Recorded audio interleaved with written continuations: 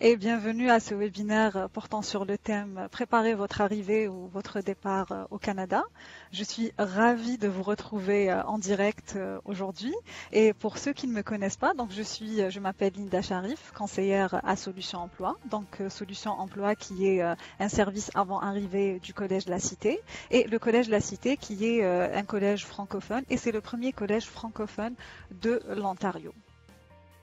Alors, je suis très heureuse d'être assistée aujourd'hui de mes collègues Janine Messadier et Serge Terrien qui pourront intervenir à un moment ou à un autre durant ce webinaire, bien entendu, s'ils le souhaitent.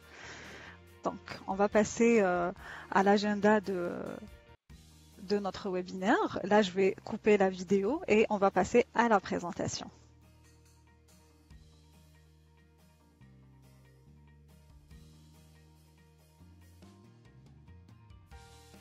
Alors, ce webinaire durera une trentaine ou quarantaine de minutes, hors session questions-réponses, et portera sur les points suivants. Donc, le Canada en quelques chiffres, la vie en français au Canada, préparer sa recherche d'emploi en se posant les bonnes questions, en composant un CV efficace et en apprenant à décrypter une offre et en la transformant en un CV efficace, bien entendu.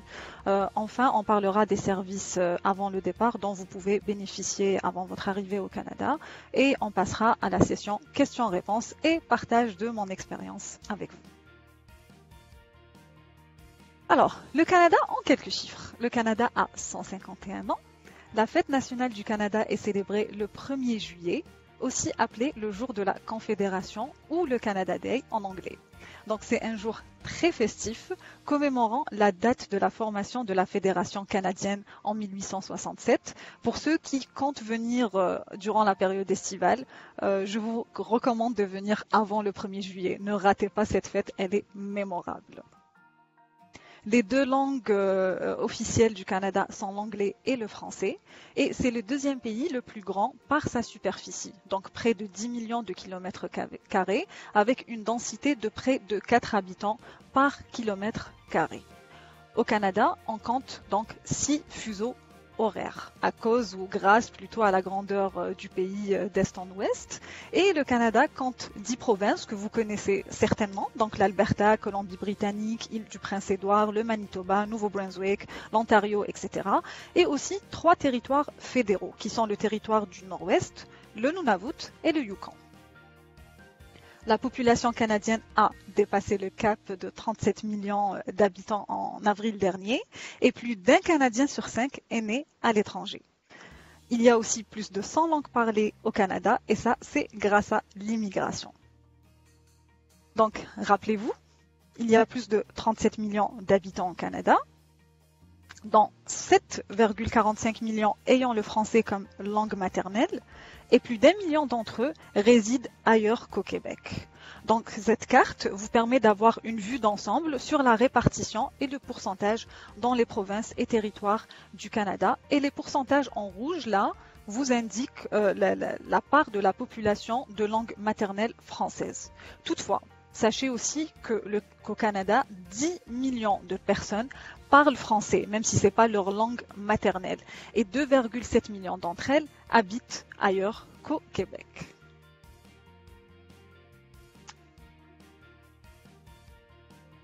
Alors, pour en connaître davantage sur la vie en français au Canada, nous vous avons mis tous les liens des gouvernements provinciaux ici. Vous voyez, c'est cliquable. Donc, il vous suffit de cliquer sur la province de votre choix pour avoir les informations sur la vie en français au niveau de cette province. Si vous souhaitez en savoir plus sur les communautés francophones et acadiennes, cliquez sur ces liens. Donc, vous serez heureux d'apprendre que ces communautés sont solidement enracinées dans l'histoire du pays, qu'elles sont modernes, dynamiques et surtout très accueillantes.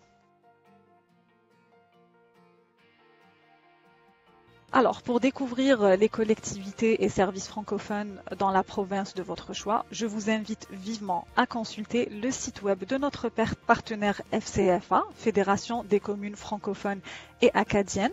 L'équipe FCFA a élaboré et mis en ligne cette magnifique carte interactive, très riche en renseignements utiles sur la francophonie au Canada. On va rapidement voir ce que ça donne lorsque vous allez cliquer dessus.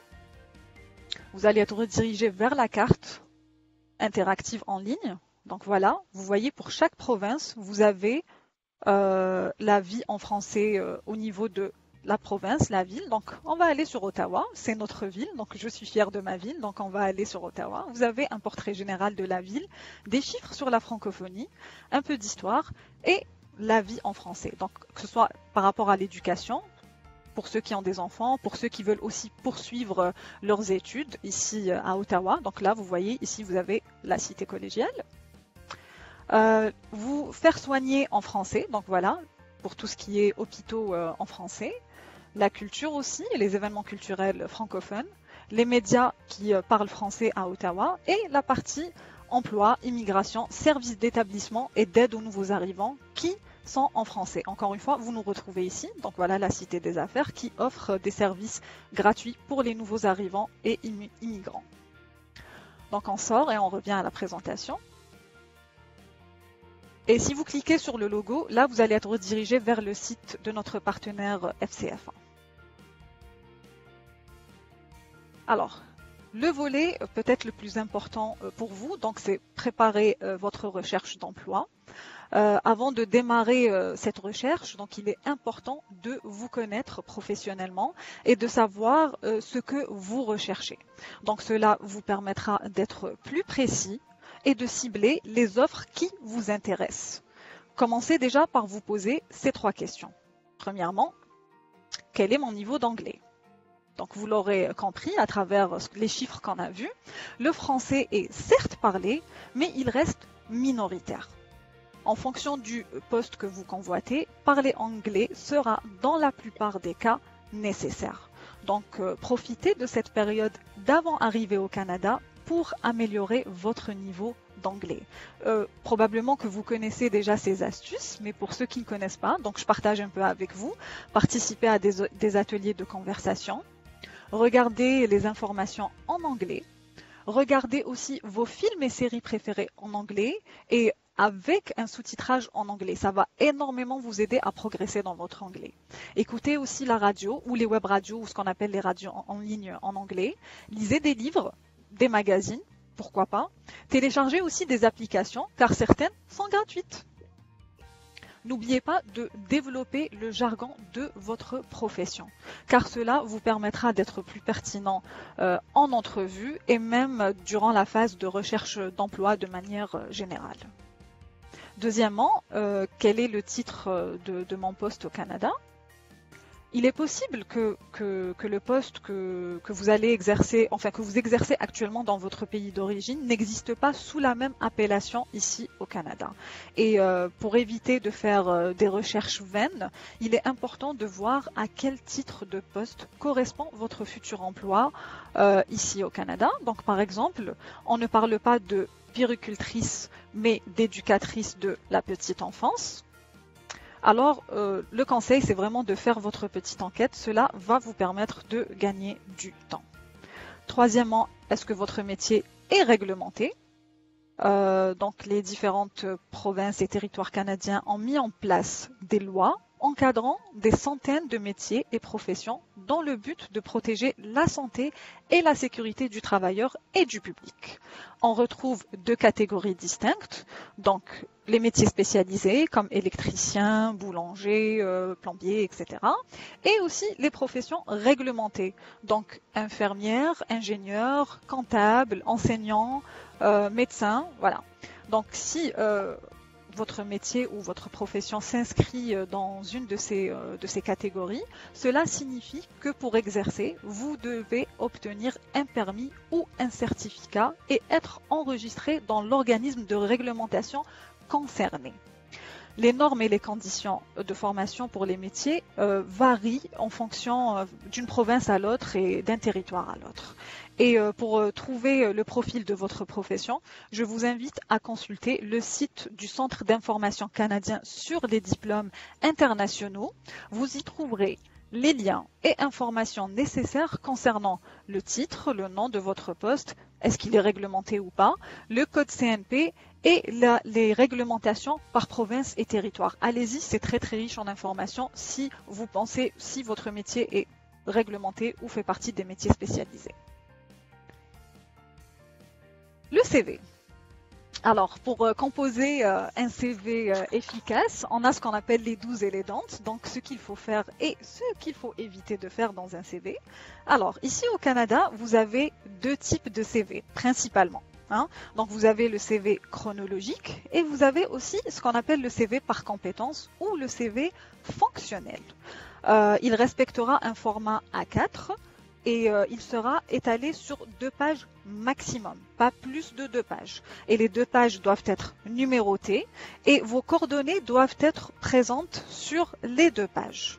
Choisissez une police facilement lisible comme le Calibri, l'Arial ou le Time New Roman et utilisez une taille 11 ou 12.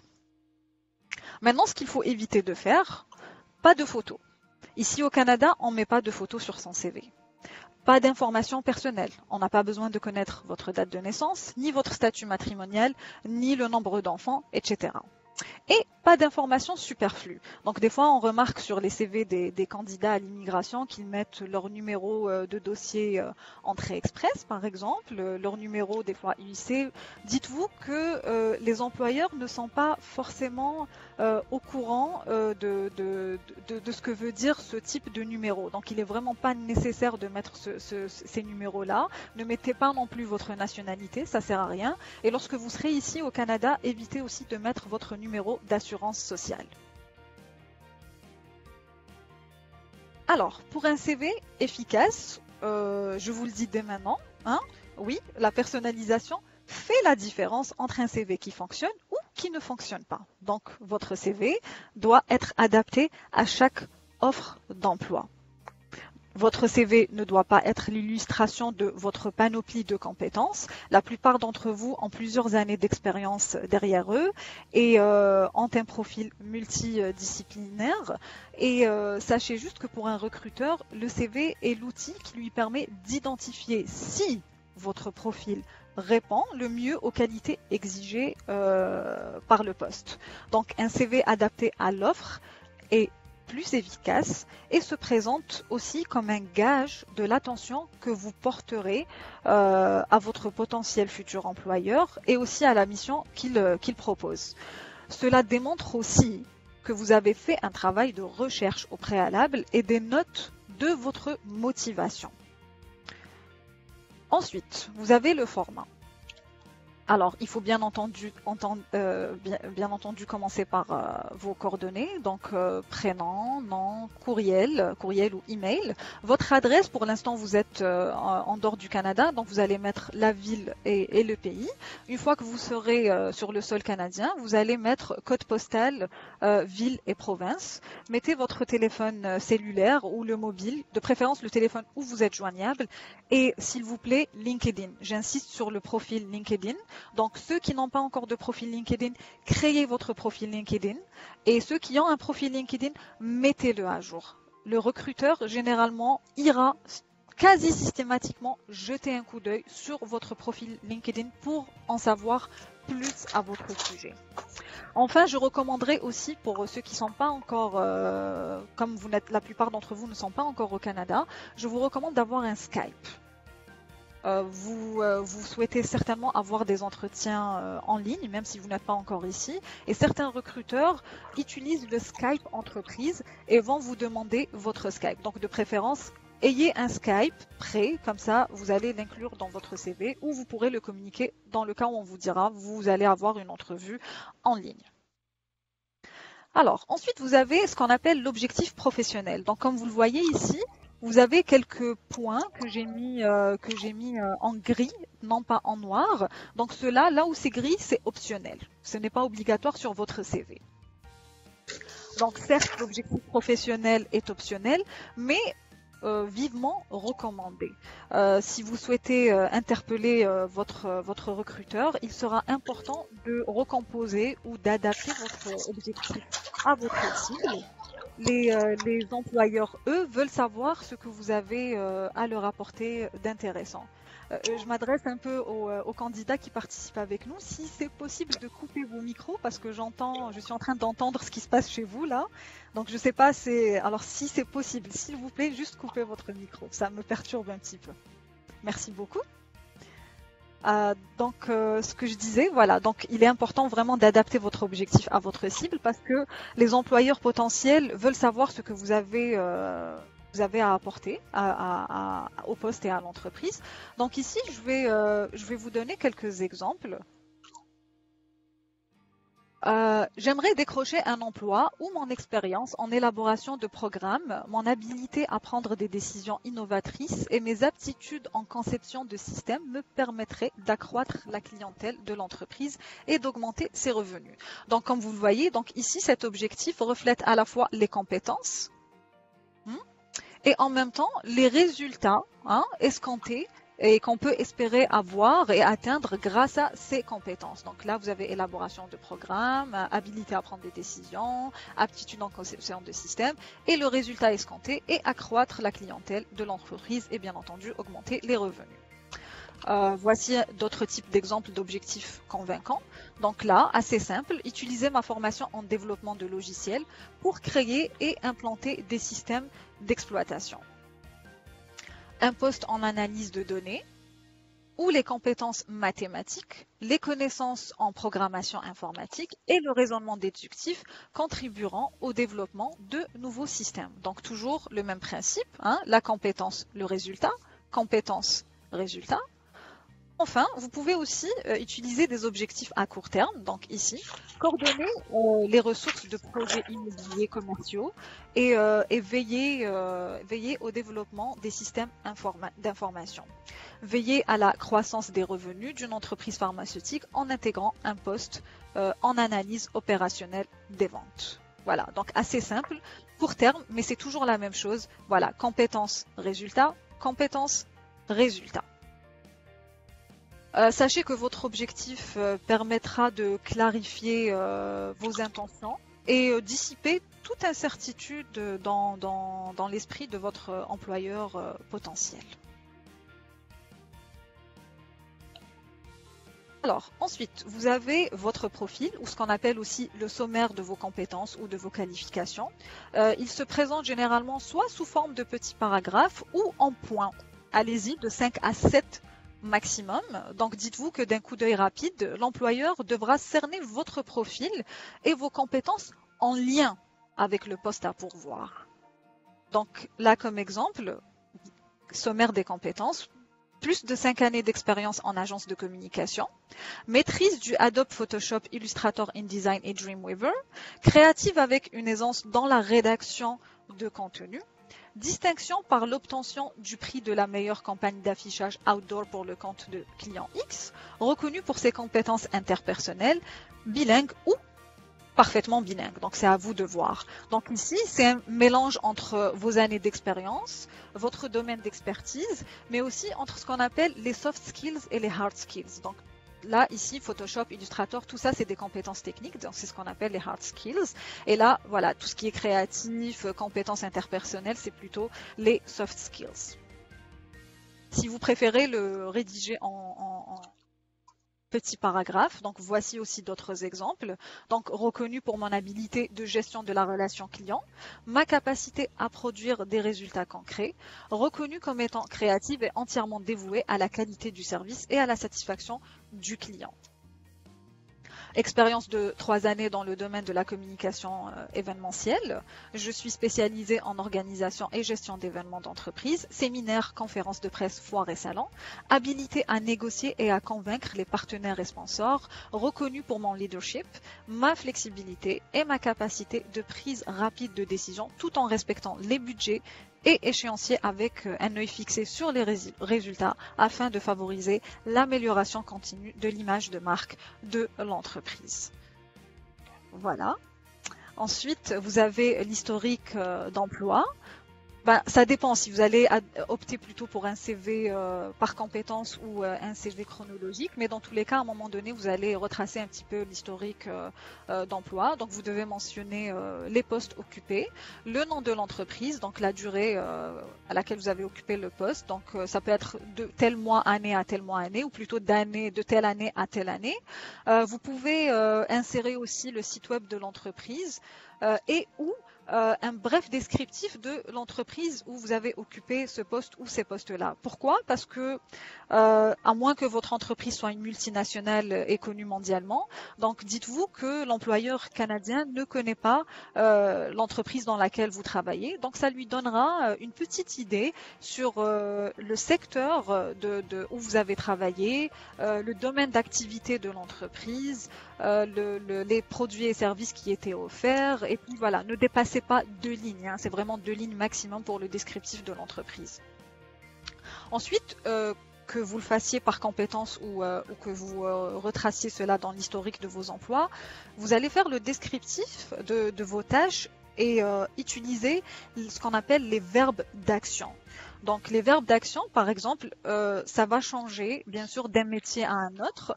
Donc si vous avez été manager, vous allez plutôt opter pour ce type de verbe d'action, donc plutôt diriger, superviser, etc. Si vous avez été dans la gestion de projet, vous allez plutôt opter pour ce type de verbe d'action comme planifier, coordonner, collaborer. Si vous êtes dans l'enseignement, par exemple, vous allez plutôt utiliser ce type de verbe d'action, encadrer, conseiller. Si vous êtes par exemple dans la RH, vous allez aller sur voilà, résoudre les conflits, par exemple, conseiller, tout ça. Et si vous êtes dans la création, donc vous allez être plutôt dans ce type de verbe, donc personnalisé. Vous allez remarquer qu'en français, donc on met les verbes d'action à l'infinitif. Par contre, si vous faites votre CV en anglais, ça va être la forme du passé, comme vous voyez ici. Maintenant, nous allons passer à la partie principale réalisation. Donc, certes optionnel, mais dites-vous une chose, les employeurs aiment les chiffres. Pourquoi?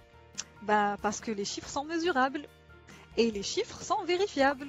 Donc, en plus d'être précis, un CV chiffré montre que vous comprenez l'importance d'utiliser des indicateurs de performance pour évaluer votre travail. Et ça, c'est quand même assez professionnel. Donc, je vais vous citer quelques exemples.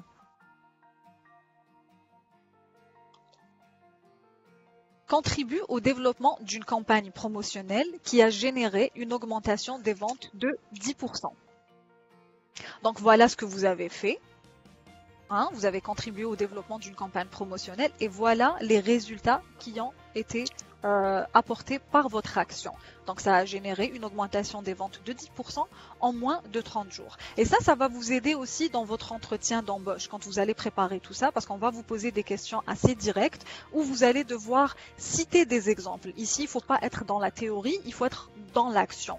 Donc quand on parle d'action, donc c'est ça. Ça c'est vraiment un exercice préparatoire pour votre entretien d'embauche. Donc ici, vous allez par exemple raconter que, voilà, par exemple, durant telle saison, durant la saison estivale, mon manager a remarqué qu'il y avait une baisse des ventes et il m'a demandé de trouver une solution. Donc ma solution était la création ou le développement d'une campagne promotionnelle et le résultat a été qu'on a pu augmenter les ventes de 10% en moins de 30 jours. Donc vous avez d'autres types d'exemples. Donc créer un modèle d'analyse adapté aux besoins de l'équipe de gestion de portefeuille permettant de diminuer de 30% le temps consacré à la préparation des rapports. Conçoit et met en place un système d'inventaire ayant permis de réduire les pertes de 15%. Supervise l'application des normes de santé et sécurité ayant eu comme impact une diminution de 20% des accidents de travail. Maintenant, certains d'entre vous vont certainement me dire que on a fait des choses, on a réalisé des choses, on a contribué à l'amélioration du fonctionnement de l'entreprise, mais voilà, on n'a pas pu vraiment chiffrer. Bon, c'est toujours mieux de chiffrer, mais si vous n'arrivez pas à faire cet exercice et de quantifier les résultats de votre labeur, vous pouvez toujours aller sur ce type d'exemple. Donc, développe et met en place des processus administratifs permettant d'améliorer le fonctionnement des opérations. Développe un programme de formation permettant d'améliorer la qualité des interventions de l'équipe lors de la résolution de conflits. Voilà, l'exercice des principales réalisations faites. Donc, nous allons passer à une autre section qui est aussi optionnelle, le bénévolat et les stages. Donc, si vous souhaitez les mentionner, si, est-ce que, s'il vous plaît, encore une fois, si c'est possible de couper votre micro, parce que j'entends ce qui se passe chez vous et ça me perturbe et ça doit sûrement perturber les autres candidats qui sont présents avec nous. Alors une nouvelle fois, s'il vous plaît, merci de couper le son de votre micro. Donc voilà, on était au bénévolat et stage. Donc encore une fois, c'est optionnel. Si vous souhaitez les mentionner, si vous pensez que c'est pertinent et que ça a un lien avec l'offre d'emploi, allez-y. Donc vous mentionnez le nom de l'organisme et les fonctions que vous avez occupées. Pour l'éducation, elle est bien entendu obligatoire. Donc ici, vous allez retracer votre formation, les études que vous avez fait, votre développement personnel et aussi le perfectionnement. Donc là, vous allez mentionner le nom de l'université ou de l'institution scolaire que vous avez fréquenté, quelle année, si vous avez eu un diplôme, c'est quel titre de diplôme, donc mois, année, et voilà. Enfin, vous avez ce qu'on appelle les compétences spécifiques ou les compétences techniques. Ça aussi, c'est optionnel. Généralement, si vous avez des compétences techniques, vous vaudrait mieux qu'on les retrouve ici, dans le sommaire de vos compétences. Si elles sont mentionnées dans l'offre d'emploi, vaut mieux les mettre en évidence dès le départ. Maintenant, si elles ne sont pas mentionnées, vous pouvez toujours mettre ces compétences spécifiques ici. Elles pourraient vous aider. Ça reste des mots-clés. Ça peut vous aider. Ça peut aider le recruteur à avoir des perspectives par rapport à votre compétence. Donc là, je vous ai donné des exemples comme la rédaction journalistique. Donc c'est une compétence assez spécifique. Beaucoup de gens savent rédiger, mais le style journalistique, il est complètement différent. Vous pouvez aussi parler des logiciels que vous maîtrisez, comme le Salesforce, si vous êtes dans la gestion relations clients et le CRM, le AdWords, le Google Analytics, si vous êtes dans les multimédias et le web.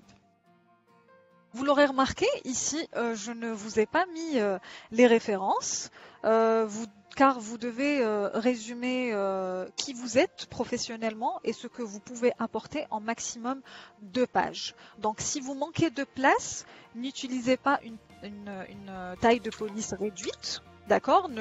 Éliminez plutôt les descriptions de poste et les informations superflues et non pertinentes. Donc si vous avez de la place, bien entendu, vous allez mettre références valables sur demande, bien entendu. Mais si vous n'avez pas de place, vous pouvez l'éliminer parce que l'employeur canadien les demande généralement après l'entretien d'embauche si votre entrevue a été convaincante. Donc que vous le mentionniez ou pas, vous aurez quand même à les fournir à un moment donné. Et aussi, certains mettent carrément le nom de leur référence, c'est-à-dire des personnes qu'on peut contacter dans leur CV. Il est préférable de ne pas mettre ça dans votre CV. Vous allez fournir les références séparément si on vous les demande après un entretien d'embauche. Alors ici, je vous ai mis des exemples de CV par compétence. Donc là, c'est exactement ce qu'on vient de voir.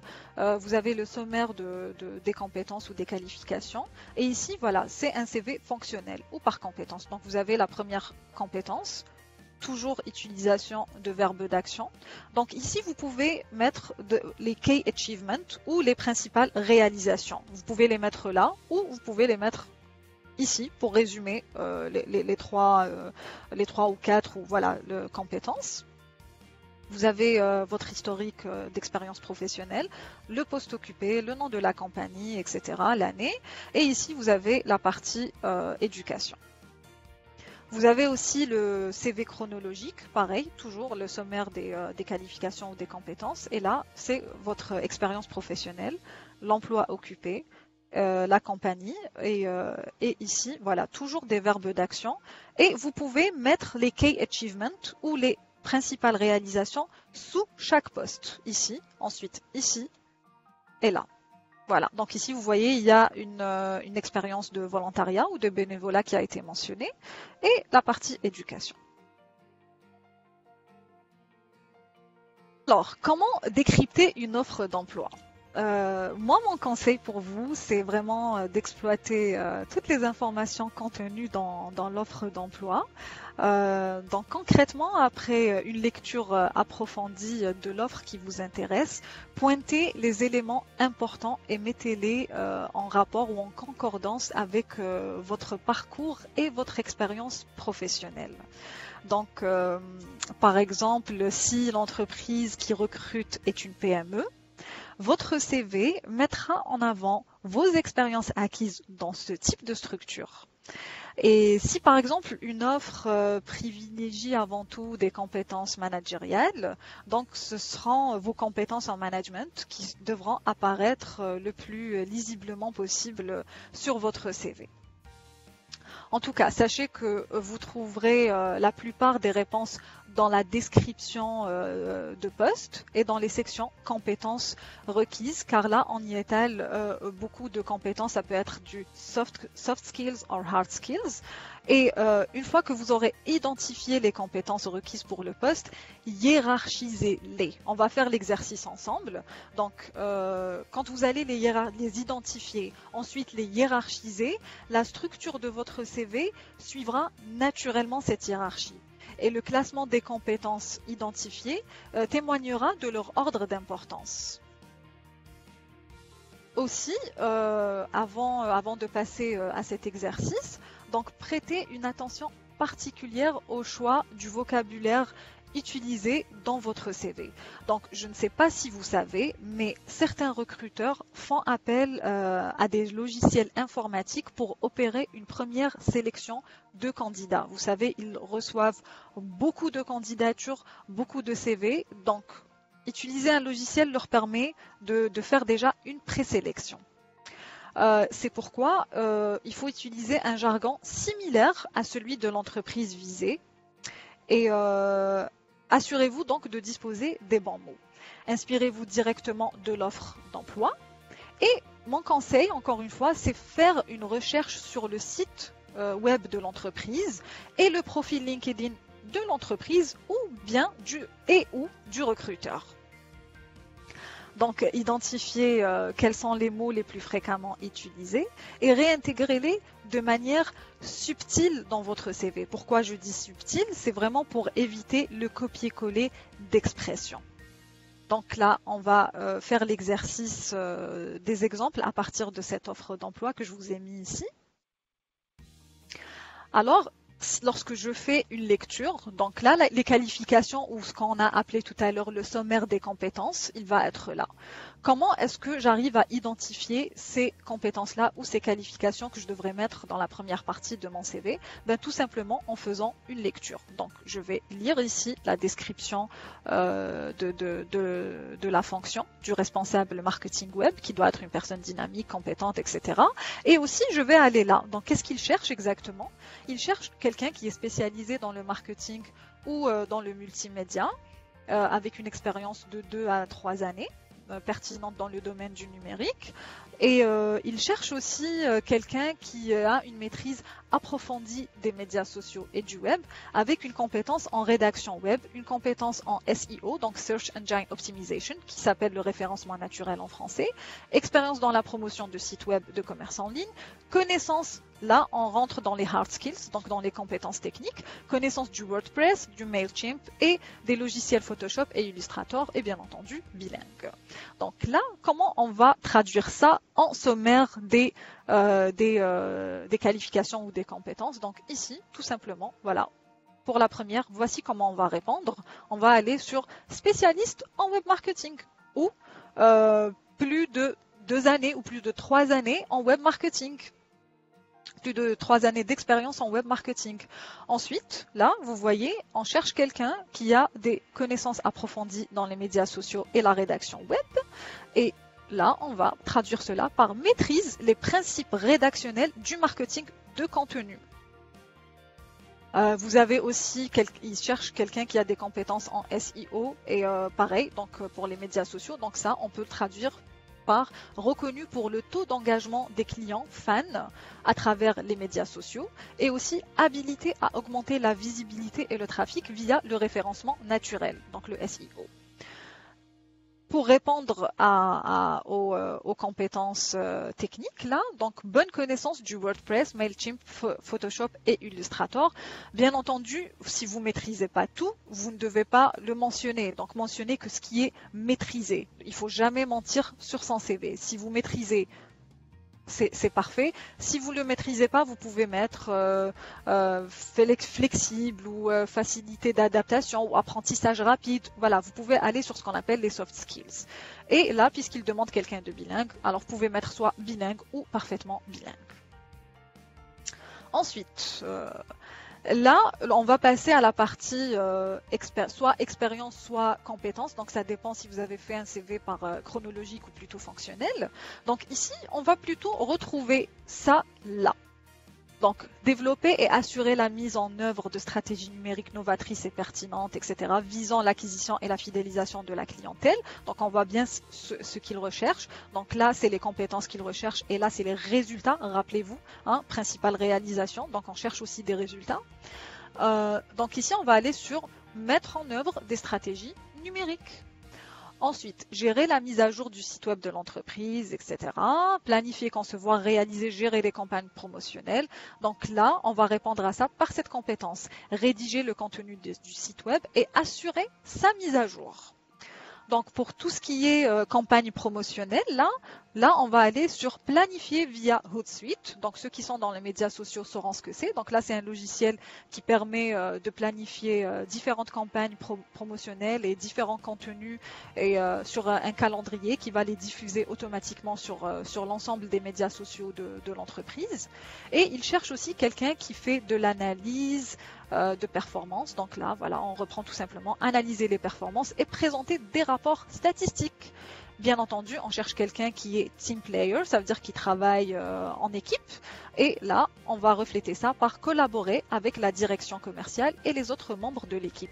Donc, comme vous le voyez, toujours des verbes d'action. Donc, mettre en œuvre, rédiger, planifier, analyser, présenter, collaborer. Alors, revenons à cette histoire de réalisation ou de résultat. Donc, encore une fois, vous voyez qu'il y a vraiment, dans l'offre d'emploi, vous allez vraiment trouver ce qu'on attend du futur candidat. Donc là, pour justifier un petit peu ces expériences, on va aller sur vos principales réalisations, si bien entendu, vous avez fait ces réalisations-là. Alors ici, on cherche quelqu'un qui arrive à augmenter le trafic vers le site web de l'entreprise. Donc, augmentation de 20% du trafic sur le site web de l'entreprise après mise en place d'une stratégie SEO ou référencement naturel. Donc, là, c'est l'action, là, c'est la compétence. Donc, vous avez cette compétence-là de mettre en place une stratégie de référencement naturel et votre compétence a permis à l'ancien employeur ou à l'ancienne entreprise où vous travaillez d'augmenter le trafic vers son site web de 20%. Amélioration du taux d'engagement de 7% de la communauté Facebook via l'animation de jeux quiz interactifs. Donc là, voici votre action. Vous avez animé votre communauté Facebook grâce à des jeux et des quiz que vous avez créés vous-même qui étaient interactifs. Et le résultat a été d'améliorer le taux d'engagement de votre communauté sur Facebook. Donc, je comprends que tout cela, vous vous dites que tout cela va me prendre du temps. Ça prend beaucoup plus de temps que d'envoyer le même CV. Certes, oui, je suis d'accord. Mais si vous faites des CV adaptés, dites-vous que vous allez mettre toutes les chances de votre côté pour être contacté pour un entretien. Et surtout, une fois que vous aurez fait l'exercice de composition de vos CV pour certaines offres, vous allez être content de vous rendre compte que vous avez créé votre propre banque de compétences clés qui sera réutilisable pour d'autres offres. C'est-à-dire après, il vous suffira juste de changer l'ordonnancement des éléments. Et je vous conseille vraiment de le faire maintenant.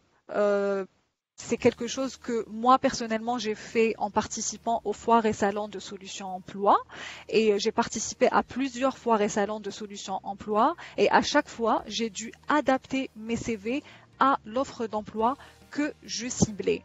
Au début c'était contraignant, je vous cache pas, ça me prenait beaucoup de temps, mais à un moment ça me prenait à peu près on va dire 15 à 20 minutes de recomposer mon CV. Alors, enfin, je vous invite à aller sur un site que je suis sûre vous connaissez par cœur. Donc, vous trouverez sur le site d'Immigration, Réfugiés et Citoyenneté Canada, donc IRCC, que vous connaissez bien, les liens et informations nécessaires concernant la préparation de votre arrivée, votre établissement et tous les services à votre disposition. Allez-y, puisez dans cette mine d'informations très très riche et très utile. Bénéficiez gratuitement de conseils pertinents. Ils sont là pour vous. Hein. Il y a des personnes qui travaillent pour vous aider justement à bien préparer votre arrivée au Canada, surtout à préparer cette importante transition dans votre vie. C'est pas rien, hein, c'est un déménagement, c'est un grand déménagement et c'est un nouveau départ. Et ça vous évitera surtout de perdre du temps une fois sur le sol canadien. Vous voyez l'exercice du CV, il vaut mieux le faire avant d'arriver au Canada qu'une fois sur place, parce que si jamais vous n'aurez pas décroché un travail avant votre arrivée, ici vous allez avoir la chance et l'occasion de participer à des foires en personne et vos CV seront prêts et votre discours sera rodé. Voilà, donc le mieux c'est vraiment d'être prêt. Moi j'ai connu des personnes qui ont préparé leur CV ici et ils ont dû attendre quand même assez longtemps pour trouver un emploi et je pense que c'est pas une situation dans laquelle vous souhaitez vous retrouver. Donc voilà, ici nous avons mis encore des liens pour évaluer vos besoins par rapport à votre établissement au Canada. Allez-y, consultez-le. Et vous avez aussi, en plus de notre service, donc Solution Emploi, vous avez d'autres services avant arrivée gratuits à votre disposition que vous pouvez consulter en cliquant ici. Alors, nous allons maintenant passer prendre quelques minutes pour répondre à certaines des questions posées durant ce webinaire. Et surtout, sentez-vous libre de nous donner votre avis et de poser d'autres questions, notamment via info@solutionemploi.ca.